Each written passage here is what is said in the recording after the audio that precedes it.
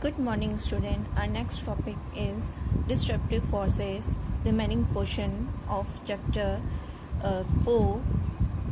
You have learned earlier that national integration was never a problem in ancient India. National integration की हम बात करें तो पुराने समय में इसकी कोई प्रॉब्लम नहीं थी क्योंकि सभी लोग यूनिटी के साथ रहते थे.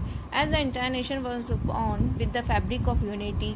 इन fact, a plan moved to promote dividing force in the country was initiated in the 19th century with the propaganda of race theory.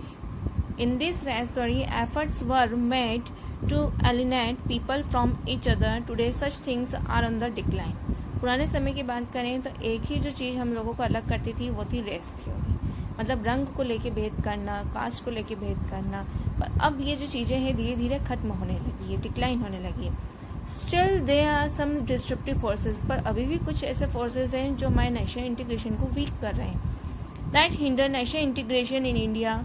Some people for self gain promote feelings of religion, caste, language और region. कई अपने मतलब के लिए feelings ये create करते हैं कि हमारा धर्म है, हमारी कास्ट है, हमारी लैंग्वेज है, हमारा रीजन है. तो इस तरह की फीलिंग्स से हमारी नेशनल इंटीग्रेशन, हमारी यूनिटी वीक होती है. This creates a situation of conflict and tension in the society. ये हमारी सोसाइटी में टेंशन क्रिएट करते हैं. Such a situation weakens the country's unity and integrity. The disruptive forces of national integration are.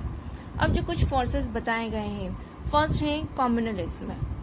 The word communalism has originated from community. Community से ये belong करता है. Communalism means feeling of superiority for one community and its faith. मतलब अपनी community को सबसे ऊपर मानना और उसके ऊपर बिलीव करने के लिए फोर्स करना. And that of inferiority for the other and to keep the interest of the community about national interest. और हमारे नेशन के इंटरेस्ट से उस कम्युनिटी को ऊपर मानना. Communalism has always been a major threat to the unity of our country. We have known how narrow communal feelings caused communal riots in 1947 and split India into two countries, India and Pakistan. ये communalism ही एक reason था कि अपनी community को ऊपर माना गया. और इसका सबसे बड़ा जो हमें दिखाई दिया है वो 1947 में दिखाई दिया जब इंडिया और पाकिस्तान के टुकड़े हुए थे और वो एक दूसरे से अलग हुए थे. Lakhs of people were slain and rendered homeless. लाखों की संख्या में लोग अपने घरों से बेघर हो गए थे. Even after so many years of independence such communal tendencies still persist and rights occur at different places in India. हमें इंडिपेंडेंस तो मिल चुकी है काफ़ी सालों पहले, पर उसके बावजूद अभी भी कई जगहों पे इस तरह की सिचुएशंस बनी हुई हैं. This is all due to ignorance and selfish interest of different sections and religious bigotry. ये लोगों के अपने पर्सनल सेल्फिश इंटरेस्ट के कारण ही सब चीज़ें होती आ रही है. There is no harm in having many religions, but when people think of the interest of one's religious community about the national interest, it certainly harms the unity and integrity of our country. जब कोई भी religion community अपने religion को सबसे बड़ा मानने लगे, उसको ज़्यादा महत्व इंपॉर्टेंस देने लगे, तो वो हमारी यूनिटी और इंटीग्रिटी को वीक करने का वर्क करेगी. We should consider national interest above all. हमें इन सबको पीछे छोड़ के नेशन के इंटरेस्ट के लिए हमें वर्क करना चाहिए. नेक्स्ट है लिंग्विज्म, मीन्स लैंग्वेज के बारे में बात कर रहे हैं. India is a country of many languages and dialects. It is obvious that we love our mother tongue and dialect. India बहुत सारी लैंग्वेजेस से भरी हुई है, डायलेक्ट से है, पर हम सब अपनी मदर टंग जो हमारी माँ से हमने सीखी है और जो डायलेक्ट्स हमने सीखे हैं वो हम उससे ज़्यादा प्यार करते हैं. We use it in our daily activities. हमारी डेली एक्टिविटीज़ में हम वही लैंग्वेज यूज़ करते हैं. Most of the people of a region understand their mother tongue only. कई ऐसे भी लोग हैं जिन्हें सिर्फ अपनी मदर टंग जो उन्होंने अपने बचपन से सीखी वही लैंग्वेज उन्हें आती है. Therefore regional language is recognised as the official language of the state. जो पर्टिकुलर टाइप के लोग रहते हैं और जो एक ही तरह की लैंग्वेज बोलते हैं तो वो उसकी ऑफिशियल लैंग्वेज हो जाती है स्टेट की. It is in according to the democratic spirit it is easier to impart education through mother tongue. Use of a language for official purposes and for imparting education help its development too. मतलब एक ही language में हमें बात करना, जैसे कि अभी हम आपको समझा रहे हैं आपको इजीली हिंदी लैंग्वेज समझ में आ रही है। इंग्लिश लैंग्वेज की बात करें तो कुछ ही % ऐसे होंगे जिन्हें बिल्कुल टोटली समझ में आती होगी, इसलिए हमने अपनी मदर टंग को यूज किया है ताकि आप उसे अच्छे से समझ सकें। Many a times social tension brews over the issue of different language. People of different regions, fearful of insecurity, put the interest of their language above the national interest. They love their language and have narrow views and hatred for other language. जो सिर्फ अपनी ही language को importance देता है और दूसरी language के प्रति हेट्रेड मतलब नफरत करता है, तो इस तरह से हमारी यहाँ की यूनिटी वीक होगी। Such a feeling weakens the unity of a nation. We should have same respect for other language as we have for the mother tongue. जैसे हम हमारी मदर टंग को इम्पोर्टेंस देते हैं और उसको रिस्पेक्ट करते हैं, हमें दूसरी लैंग्वेजेस को भी रिस्पेक्ट देना चाहिए जिससे हमारी यूनिटी मेंटेन रहे। नेक्स्ट है कास्टिज्म। एंशिएंट वन और caste system was based on the occupation of men. Casteism is a big obstacle in the path of national integration. Caste is a unit which binds the people of the same caste in marriage and food habits. हमारे वर्ण, हमारे work के हिसाब से जो भी हम occupation करते हैं उस हिसाब से हर एक व्यक्ति को बांटा गया है। जैसे कोई सुनार है या कोई जूतों का काम करता है, कोई मोची है, कोई कपड़ों का काम करता है, तो उन्हें एक ही तरह के लोगों में बांध दिया। जैसे कोई बर्तन का काम करता है तो उनकी पर्टिकुलर ऑक्यूपेशन से रिलेटेड उनकी कास्ट बना दी गई है। कास्ट जो है सबसे बड़ा ऑब्स्टेकल है नेशनल इंटीग्रेशन मतलब यूनिटी बनाए रखने के लिए। कास्ट एक ऐसी यूनिट है जो पर्टिकुलर पीपल्स को एक दूसरे से बांध के रखता है। जैसे हम देखते हैं सेम कास्ट के लोग आपस में मैरिज रहती है, उनकी फूड हैबिट्स भी सेम रहती हैं। The people of the same caste could not break away from the foundations of caste. जो एक ही कास्ट के होते हैं वो उनके जो फाउंडेशंस, उनके जो रूल्स होते हैं वो उससे बाहर नहीं निकलते हैं और ना ही उसे ब्रेक करते हैं। So they fail to play vital role in the society. इसलिए वो सोसाइटी में अच्छी तरह से वर्क नहीं करते हैं।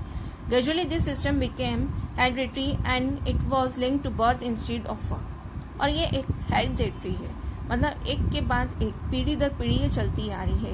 ये बर्थ से तो लिंक है, इसी साथ में ये काम से भी लिंक्ड है।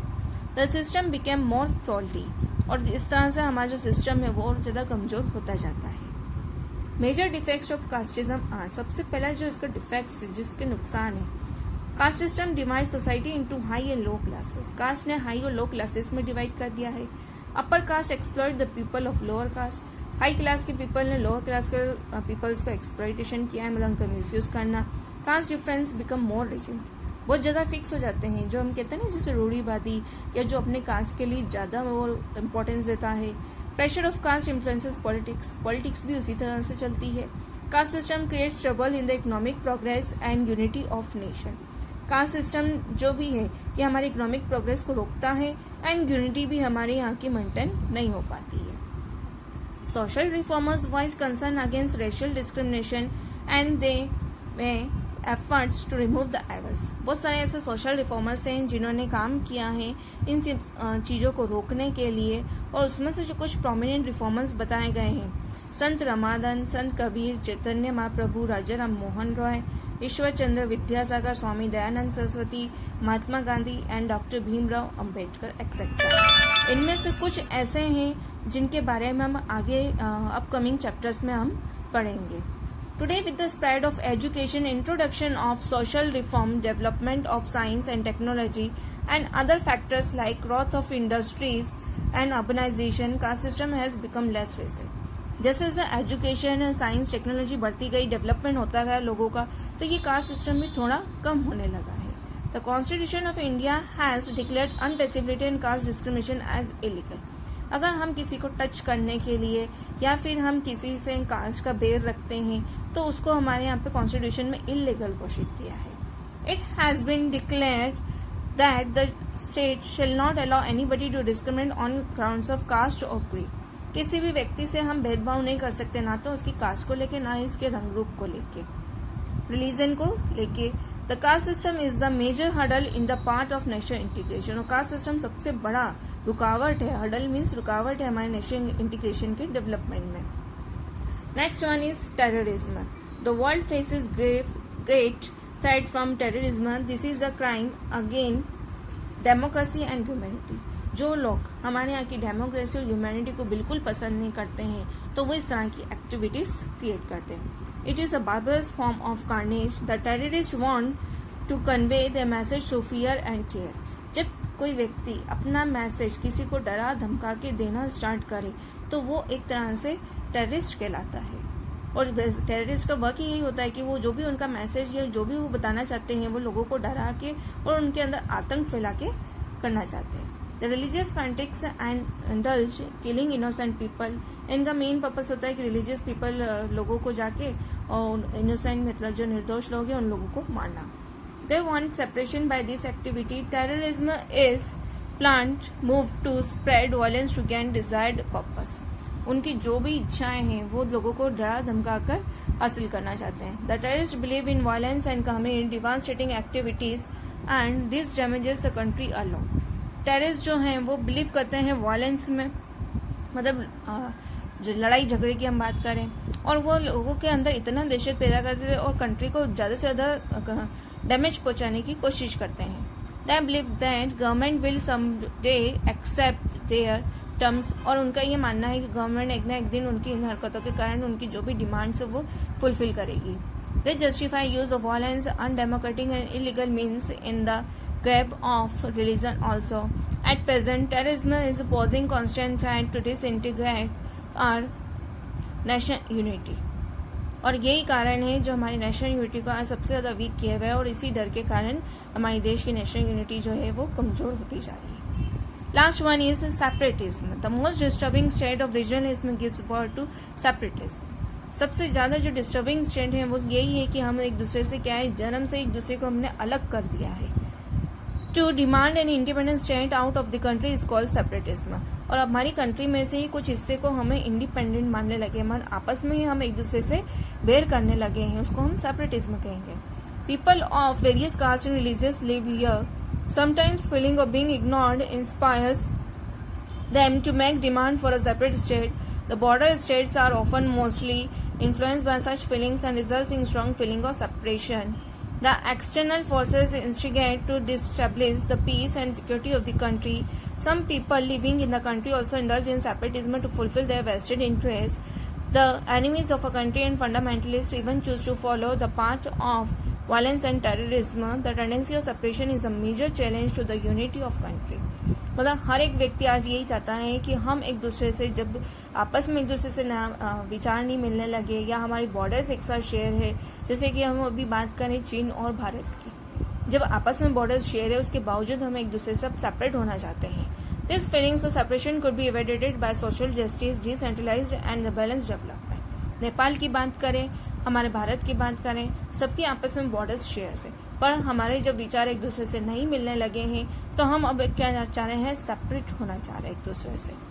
जो यही फीलिंग्स अगर हमारे अंदर सेपरेशन जो है क्रिएट करती है, वैसे हमारी कंट्री के अंदर भी हम देखेंगे कि बहुत सारे स्टेट्स है जो एक दूसरे से अलग हुए हुए हैं, सबकी बॉर्डर्स टच होती है, जैसे राजस्थान, मध्य प्रदेश, उत्तर प्रदेश, गुजरात, सब अलग अलग स्टेट्स बन गए हैं और ये फीलिंग ही सेपरेटिज्म की थी जिसे अलग करा है. तो इसी तरह से हमारे नेशनल इंटीग्रेशन को वीक करने में इसका मेन इंपॉर्टेंस इसी को दी गई है कि सेपरेटिज्म जो है ये सबसे ज़्यादा डेंजरस है हमारी कंट्री के लिए. Now this was the lesson. PDF will be sent to you.